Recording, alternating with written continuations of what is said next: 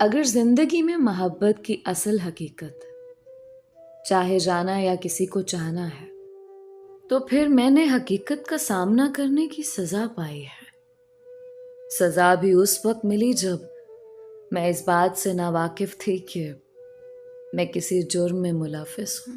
उस कम उम्री में मैं मोहब्बत या इससे जुड़े किसी भी लम्हे या जज्बे से मिलने वाले दुख की पादाश को सह नहीं सकती थी, क्योंकि मैं एक ऐसी जिंदगी में थी जहां मेरा किरदार खुश मिजाज, हंसमुख और दूसरों को खुश रखना था। लेकिन अचानक जिंदगी के उस मोड़ पर जब मैं सिर्फ नवीं जमात की तालिबा थी, उस मासूमियत में मुझसे मेरा खुश मिजाजी का किरदार ले लिया गया। मोहब्बत को मुझ पर तारी कर दिया गया और फिर जिंदगी ने हयात होने की सजा पाई। मैंने मोहब्बत में डूबे होने की सजा पाई और मोहब्बत के इस रास्ते में वही दूरियां हायल हो गई जो अज़ल से इसका मुकद्दर चलती आ रही है। इस कदर कम उम्री में मुझे ये बात तो समझ आ गई कि मोहब्बत राज है जो उसी पर जाहिर होता है जो इसके हिसार में आता है। मोहब्बत ऐसी जंजीर है जिसमें जकड़ने के बाद आज़ादी शायद ही मुमकिन हो।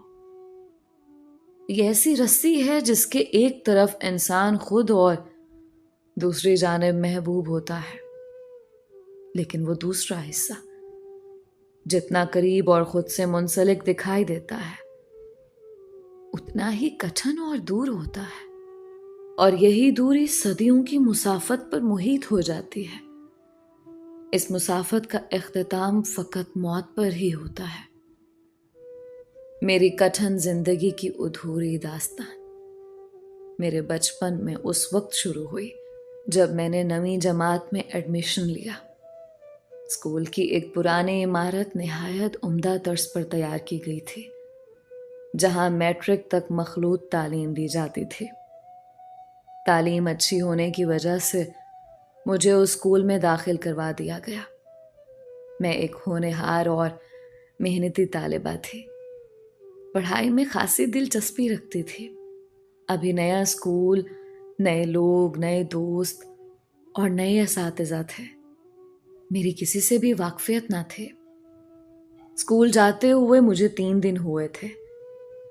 मैं अभी सब में घुल मिल रही थी कि मेरी नज़र अपनी क्लास के एक लड़के पर पड़ी। पहली नज़र में उसे देखते ही मुझे अपनायत का एहसास हुआ। ना जाने क्यों ऐसा लगा कि वो अपना अपना सा है। मुझे उस दिन से वो अच्छा लगा था। मैंने उसका नाम जानने की कोशिश की तो मालूम हुआ वो अयान है। बहुत ही मुख्तसर और खूबसूरत नाम था उसका, बिल्कुल उसकी तरह। ये पहला जुर्म था मेरा कि मैंने उसके बारे में कुछ जानने की कोशिश की। उसके बाद से हर रोज मैं उसको देखती थी। उस वक्त मैं इस बात से नाआशना थी कि अयान को यूं रोज देखना मुझे उसे मोहब्बत में मुब्तला कर रहा है, और ना ही इस बात का इल्म था कि ये मोहब्बत किसी तबाही की पेश खैमा साबित हो सकती है। यूं ही वक्त गुजरता गया। मेरी एक अच्छी दोस्त आमिना थी जो हमेशा मेरे साथ हुआ करती थी। पढ़ाई के वक्त भी हम मिलकर पढ़ते और फारिग वक्त भी इकट्ठे ही गुजारा करते। एक दिन उसने मुझसे यूं ही अचानक पूछा, क्या तुम किसी को पसंद करती हो? मैं उसकी बात सुनकर हैरान हुई और एकदम चौंक गई कि मैंने तो उसको इस बारे में कुछ भी नहीं बताया, ना ही कभी कोई ऐसी बात हुई है। तो ये कैसे जानती है? और मैंने यहां अनजाने में मोहब्बत की दूसरी गलती की कि उसको बता दिया। मैंने कहा, हाँ, मुझे क्लास में अयान पसंद है। उसने पूछा, क्या अयान इस बारे में कुछ जानता है? मैंने जवाब दिया कि मैंने उसको कुछ नहीं बताया। वो कहने लगी, मोहब्बत इजहार चाहती है। तुम अयान को बता दो कि तुम उसको पसंद करती हो, वरना एक अधूरी मोहब्बत रहेगी और तुम फिर सारी जिंदगी इस पछतावे में रहो कि काश मैंने उसको बता दिया होता। इससे बेहतर है कि आज ही बता दो।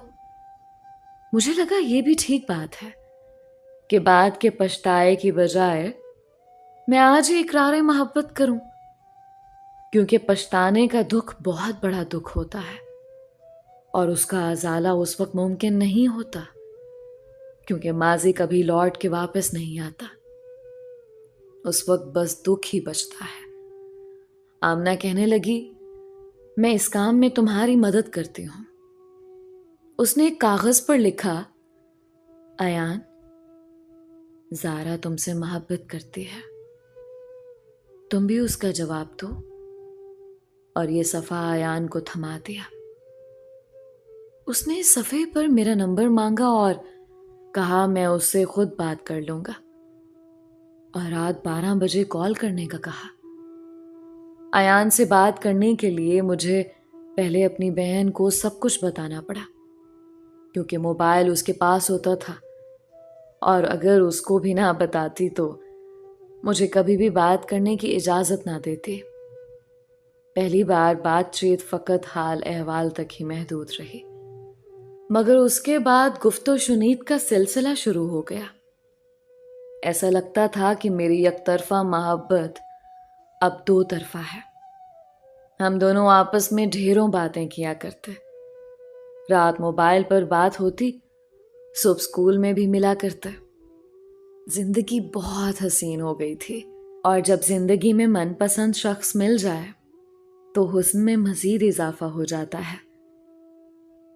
हम एक दूसरे को खोने का तसव्वुर भी नहीं कर सकते थे। ऐसा लगता था अगर हम में से एक भी चला गया तो दूसरे की जिंदगी वहीं ठहर जाएगी और मौत उसका मुकद्दर बन जाएगी।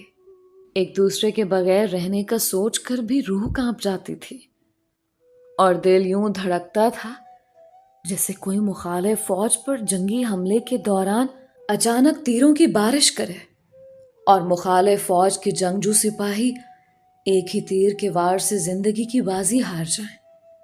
मैं इस हद तक उसकी मोहब्बत में गिरफ्तार हो चुकी थी कि सोचती थी कि अगर इंसान की जिंदगी की असल हकीकत उसकी सोच है तो मेरी सोच भी तुम हो। अगर जिंदगी की हकीकत रूह है तो इस रूह का सुकून भी तुम हो, और अगर रूह की हकीकत जिस्म है तो सुनो, फिर मेरे जिस्म का, मेरी रूह का लिबास भी तुम हो। मतलब अगर सभी कुछ तुम हो तो मैं फिर भी मैं नहीं हूं, मैं भी तुम हूं। यूं ही मोहब्बत की शिद्दत में 2 साल गुजरे और अब हम 10वीं जमात में थे। सालाना इम्तिहानात भी करीब थे। उन्हीं दिनों खानदान में एक शादी थी। सब घर वाले उस शादी में शिरकत करने के लिए कराची जा रहे थे। सिर्फ बाबा, मैं और मेरी बहन घर में थे। बाबा को भी किसी जलसे पर जाना था। मतलब घर में मैं और मेरी बहन थे। मैंने सोचा क्यों ना अयान को घर बुला लूं, हम दोनों मिल भी लेंगे और कुछ वक्त भी साथ गुजर जाएगा। मैंने उसको कॉल की और घर बुला लिया। शाम के 7 बज रहे थे और सब लोग कराची के लिए घर से निकले। बाबा जलसे में गए और उनके जाने के बाद अयान घर आया। अयान से स्कूल के अलावा मैं पहली बार कहीं मिली थी, और वो भी अपने घर में। ये ख्याल ही मुझे बहुत हसीन लगता था कि अयान पहली बार मेरे घर आ रहा है। हाँ, लेकिन ये बात और थी कि वो सबसे छुप कर आया था। लेकिन अपने घर जैसी पुरसुकून जगह पर मनपसंद शख्स से मिलना, ये भी मोहब्बत का एक खूबसूरत एहसास है। वो घर आया और मैं उसे देखकर यूं खुश हुई जैसे सदियों पुरानी ख्वाहिश पूरी हुई हो, और वो भी मुझसे मिलकर उतना ही खुश था। मैं उसे अपने कमरे में ले गई। हम बैठे, दरवाजा बंद था और हम दोनों बातें करने लगे। अभी आयान को आए 10 मिनट ही गुजरे थे कि हमारा बुरा वक्त शुरू हो गया। हम नहीं जानते थे कि 10 मिनट पहले मिलने वाली वो इंतहा की खुशी 10 मिनट बाद आफत लेकर किस्मत की चौखट पर हमारी तकदीर का भयानक फैसला करने के लिए अचानक किसी ऐसे लम्हे का इंतजार कर लेगी कि उसके बाद हम हमेशा के लिए जुदा हो जाएंगे। मामला कुछ यूं था कि बाबा किसी काम से घर वापस आ गए। उनके आने की आवाज सुनी तो मैं घबरा गई और फौरन डर के मारे कमरे से बाहर आई। सामने बाबा को देखा जो छत की तरफ जा रहे थे। उन्होंने मुझसे पूछा क्या कर रही थी, और मैं खौफ से इस कदर सहमी हुई थी कि कोई जवाब देने के काबिल ना थी। चंद लम्हे खामोश रहने के बाद मैं कांपती हुई आवाज में बोली कि मैं बाबा, मैं कपड़े चेंज कर रही थी। ये कहते ही मैं दूसरे कमरे में भाग गई। बाबा को इससे पहले अंदर से बातों की आवाज आ रही थी। वो कमरे में चले गए। सामने अयान को बैठा देखा। क्या कयामत गुजरी थी उस लम्हे मुझ पर और अयान पर। मैं इस कदर डरी हुई थी और बेहिम्मत थी कि मैंने रोना शुरू कर दिया। बाबा ने दरवाजा बंद किया और अयान को बहुत ज्यादा मारा। मैं रो रही थी और बहुत ज्यादा रो रही थी। मेरी बहन मेरे पास थी। वो मुझे कह रही थी कि जाओ और अयान को बचाओ, बाबा को रोको, जाओ कुछ तो करो। लेकिन मैं हद से भी ज्यादा डरी हुई थी और सहमी हुई थी। मुझे ऐसा लग रहा था जैसे आसमान मुझ पर टूट पड़ा हो, जमीन मुझ पर तंग हो रही हो, दिल ने धड़कना बंद कर दिया था, जिगर पे खून के तीर वार कर रहे हो। रूह सफे मातम बिछाए हुए खुशियों की चौखट के साथ लपक कर मेरे वजूद के जिंदा होने की नफी करते हुए मौत की भीख मांग रही हो। गोया कि मेरा सारा वजूद ही उस सारी सूरत हाल को भयानक करार देते हुए डर से निजात पाने और अयान को बाबा से बचाने की उन नाकाम कोशिशों में लगा हुआ था, जिनके आगे और पीछे फकत मेरी दर्द भरी सिसकियां थी। मेरे अंदर मेरे अपने ही वजूद की तोड़ फोड़ की आवाजें यूं महसूस हो रही थी जैसे जैसे किसी मुसल्लह फौज की खून आलूद तलवारों की झनकारें सुनाई दे रही हो। खैर, बाबा ने अब फैसला सुनाने के लिए उसके घर वालों को बुलाया। चूंकि उसके बाबा नहीं थे, इसलिए उसकी वालिदा और भाई आए।